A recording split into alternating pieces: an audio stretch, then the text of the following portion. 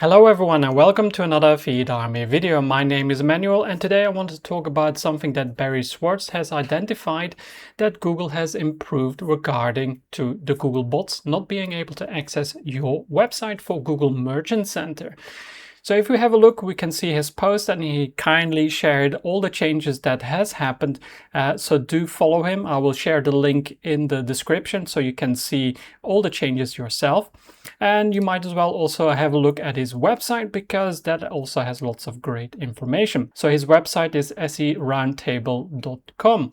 So what I will do in this video is explain what the important parts are for Google Merchant Center merchants. However, if you want to know all the changes, go do and check Barry's post because he has everything nicely screenshotted. So if we scroll a little bit lower, we have something that I have been talking about for many years for my clients and merchants alike, that you should add robots.txt file with specific user agents.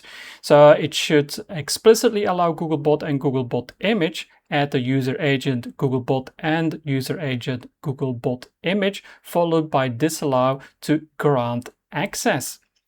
So there is one missing here that I also recommend that you add, and that is basically the Storebot-Google, because that's not mentioned in the article. Not sure why, but here is what I recommend that you add. So user agent, Googlebot, and then disallow/admin, so you don't allow the admin area. Or for example, if you have WooCommerce, then you say admin, and then with allow. Now you might ask, but hang on, you have not added disallow colon like here.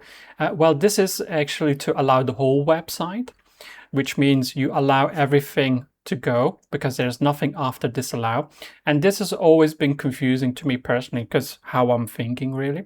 So this allow is actually basically a different way of thinking, but basically the reason you put allow afterwards after disallow is because we're specifically saying I don't want to allow admin to be crawled by Google, but I do want to allow them to do everything else. You can, if you want, just do it like this as per the documentation. However, it's up to you, of course. You might want to block the admin.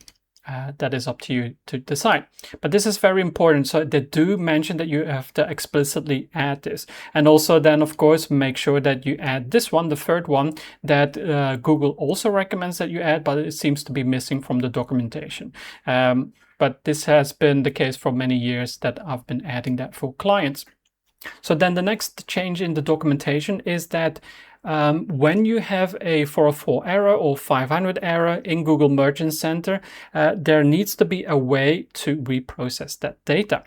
So this is not 100% correct because Google recently, this is a week ago, did not allow for a certain website to be recrawled. And the reason why they did that, I do not know. But do be careful, this is not 100% correct based on my experience. So reprocess your feed, that's the first job that you have to do. So what you do is go to Google Merchant Center, then scroll to the bottom, data sources, and then your primary feed, you click on update. You can also do your supplemental sources to update, and that will also reprocess the data.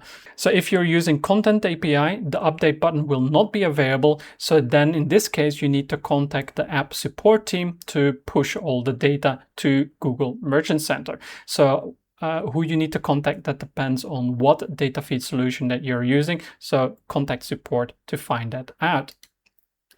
Then it goes to say, after making changes, you can then trigger a recrawl in Google Merchant Center, go to diagnostics and select the request website check. I've made a video about this. This is this one. So how to fix product page unavailable in Google Merchant Center 500 internal error. So you can follow this video and that shows you the step itself. So you can follow this video, and here I will skip to the part where you can see it. So you can see here, that's an error, and then you click on View Fix, and then it goes to Review. So it goes to actually this page here. So then you click on Request a website check, and then you get the message that it will be done here, Request website check. So that is how you do it. You can watch the whole video. It's only 2 minutes, so it doesn't take much of your time, and it's very easy to do. However, please note that the request for review might not be available in your Google Merchant Center account, because I've experienced in one case where that is not available. And what happened there is it took nearly 2 days for around 1,000 products to be reprocessed.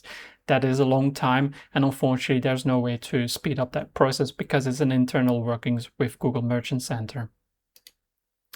So then another good news is that Google is constantly trying to crawl your landing page once accessibility is restored. It typically takes 12 to 48 hours for the system to reflect these changes and for products to be approved. This used to say that it takes a couple of days. So now they're more precise with the details, and it takes 12 to 48 hours. And that is why, for example, with one of my clients where there were 1,000 products disapproved due to the server issues as well, that the products could not be processed all at once. So it depends on the account. I've had accounts where I click on Fetch Now, it resolved the issue within half an hour, and other accounts or other merchants I've heard that it takes them a few days. So that's why this info is not 100% accurate. So that's it regarding the issues regarding Google not being able to check your website, what you need to do. I hope this video has been helpful. Again, thank you to Barry for sharing this very helpful change so I could make this video about it and help all the merchants resolving their issues. Thank you for watching. If you have any questions, feel free to leave a comment downstairs, and I'll see you in the next one.